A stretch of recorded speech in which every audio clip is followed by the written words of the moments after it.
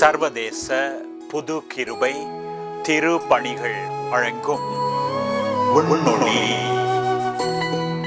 விண்ணொளி எனும் இந்த 15 நிமிட நேர நிகழ்ச்சியை சனி ஞாயிறு தினங்களில் காலை 7 மணிக்கும் திங்கள் முதல் வெள்ளி வரை காலை 8 மணிக்கும் festaudio.net மற்றும் LTR.fm போன்ற இணையதளங்களிலும் இன்னும் இணைய வானொலியிலும் கேட்டு பயனடையலாம். அத்துடன் விண்ணொளி எனும் அரை மணி நேர நிகழ்ச்சி ஒன்றை வியாழன் மாலை 5 மணிக்கும், விண்ணோசை எனும் 1 மணி நேர ஆராதனை ஒன்றை ஞாயிறு பிற்பகல் 4 மணிக்கும் பார்த்தும் கேட்டும் பயனடையலாம்.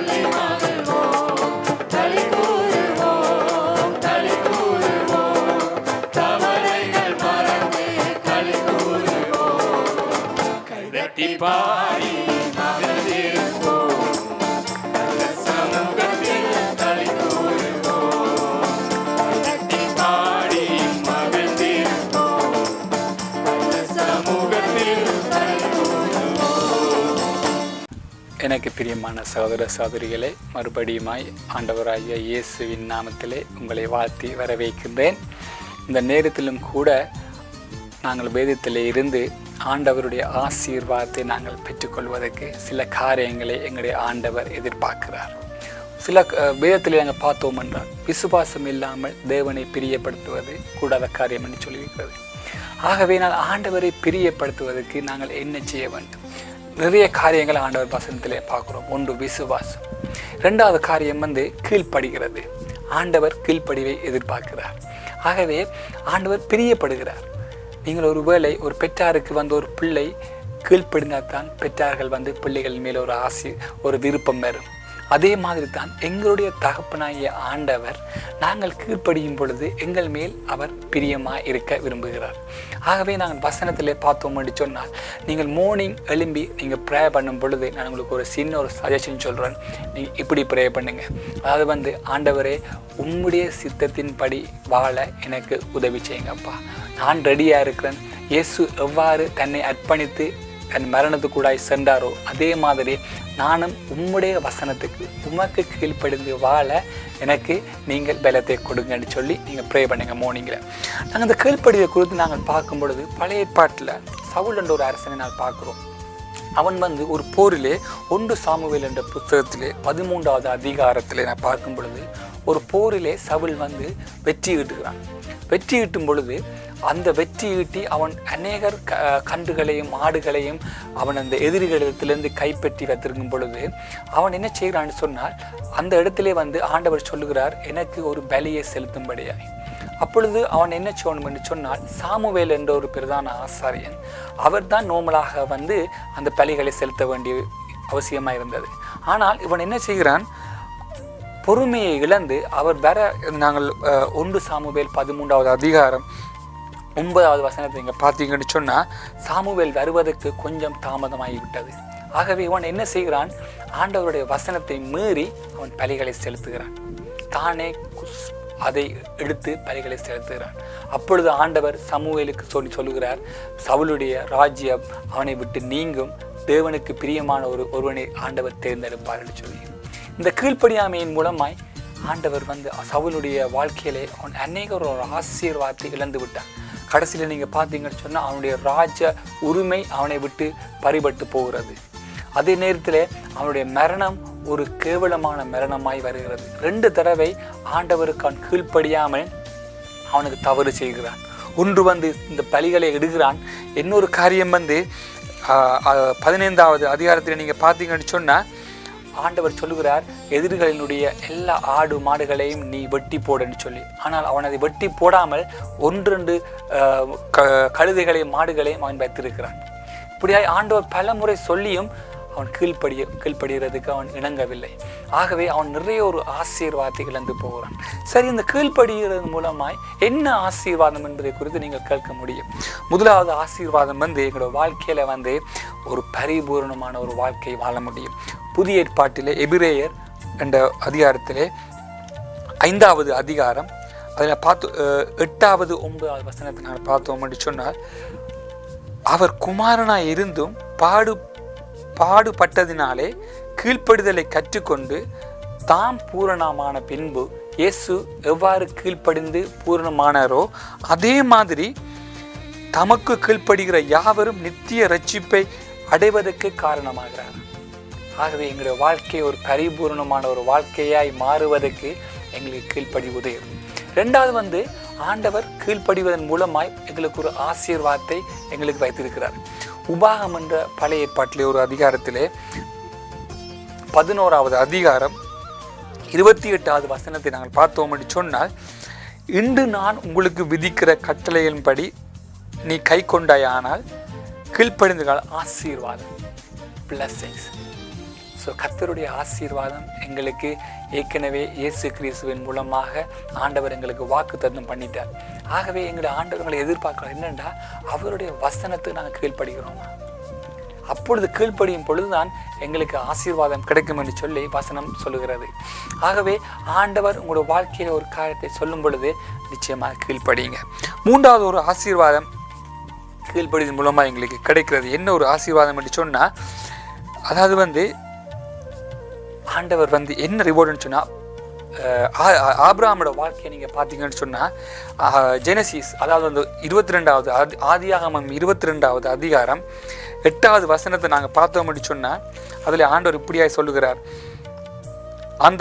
அதற்கு ஆபிரகாமே என் மகனே, தமக்கு ஆண்டவர் பலிகளை செலுத்தும்படியாய் ஆண்டவர் சொல்லும் பொழுது மன்னிக்க வேண்டும், 18வது வசனம், நீ என் சொல்லுக்கு கீழ்ப்படிந்தாயானால், ஆண்டவர் ஆபிரகாமை சொல்லுவார், நீ என் வசனத்துக்கு கீழ்ப்படிந்தாயானால் உன் சந்ததிக்குள் பூமியில் உள்ள சகல ஜாதிகளும் ஆசீர்வதிக்கப்படும்.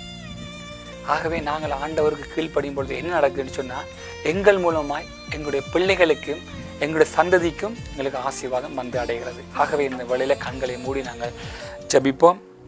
அருமையான தகப்பனை உம்மை நன்றியோடு துதிக்கிறோம். ஆண்டவரே இந்த கீழ்ப்படிதல் ஆண்டவரே நான் உங்களுக்கு கீழ்ப்படிய எனக்கு விருப்பமாக இருக்கிறது, சித்தமாக இருக்கிறது. அதை நாங்கள் இந்த வேளையிலே இந்த நாள் முதல் நாங்கள் கடைப்பிடிக்கிறோம் ஐயா. ஆண்டவரே உங்களுடைய ஆசீர்வாதத்தை நாங்கள் பெற்றுக்கொள்வதற்கப்பா இந்த கீழ்ப்படிதல் மூலமாய் ஆண்டவரே நீங்கள் எங்களோட வாழ்க்கையில் என்னென்ன காரியம் நீங்கள் பிளான் பண்ணிக்கிறீங்களோ அந்த அவ்வளவு ஆசீர்வாதத்தையும் நான் பெற்றுக்கொள்கிறேன் அப்பா. கர்த்தர் நீங்கள் நல்லவரப்பா. என்னோட வாழ்க்கையிலும் கூட நீங்கள் நிறைய ஆசீர்வாதத்தை நீங்கள் இயேசு கிறிஸ்துவுக்கு மூலமாய் ஏற்கனவே எங்களுக்கு கொடுத்து விட்டீங்க ஆண்டவரே. ஆகவே இந்த வேளையிலே உங்களுடைய வசனத்தை நாங்கள் எடுத்துக்கொண்டு அதை கீழ்ப்படிந்து நாங்கள் வாழ எங்களுக்கு உதவி செய்யுங்க. அப்படியே எங்களுடைய வாழ்க்கையிலும் கூட வெற்றி உள்ள வாழ்க்கையை வாழ்றதுக்கு நீங்கள் உதவி செய்கிறபடியாக நமக்கு ஸ்தோத்திரிக்கிறோம். இயேசுவின் நாமத்திலே ஆமென். பிதாவே நன்றி சொல்கிறோம், இயேசுவே நன்றி சொல்கிறோம். பிதாவே நன்றி சொல்கிறோம், இயேசுவே நன்றி சொல்கிறோம். தூய ஆவியே எங்கள் தெய்வமே நன்றி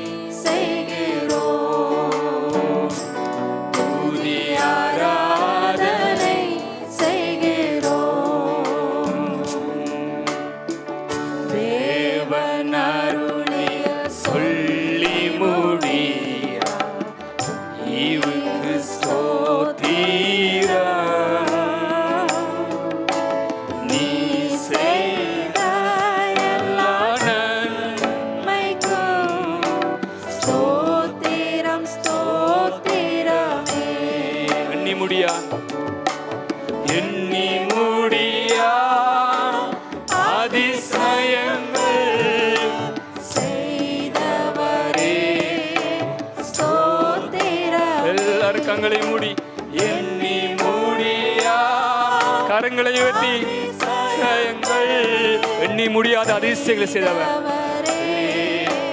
ஸ்தோத்திரமே. பிதாவே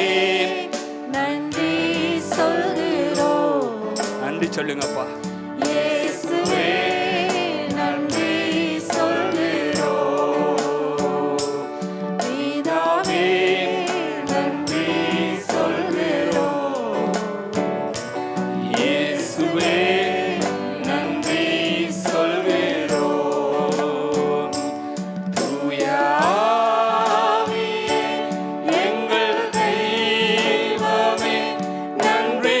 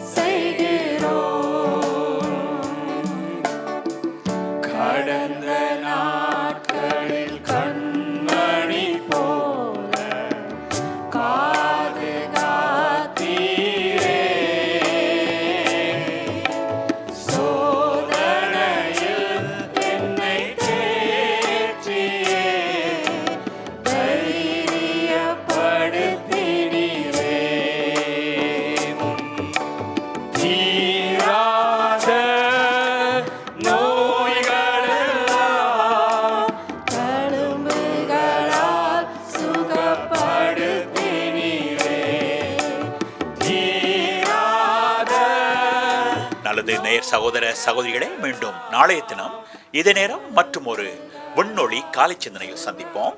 விண்ணோசை என்னும் ஒரு மணி நேர ஆராதனை ஒன்றை இன்று பிற்பகல் 4 மணிக்கு இதே festaudio.net மற்றும் LTR.fm போன்ற இணையதளங்களிலும் இணைய வானொலியிலும் நீங்கள் பார்த்தும் கேட்டும் பயனடையலாம் என்பதை மறந்து விடாதீர்கள்.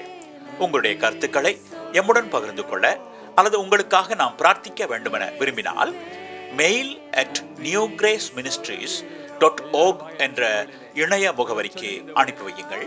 அல்லது தொலைபேசி மூலம் தொடர்பு கொள்ள வேண்டுமானால் 00442086463419 என்னும் இலக்கத்துடன் தொடர்பு கொள்ளுங்கள்.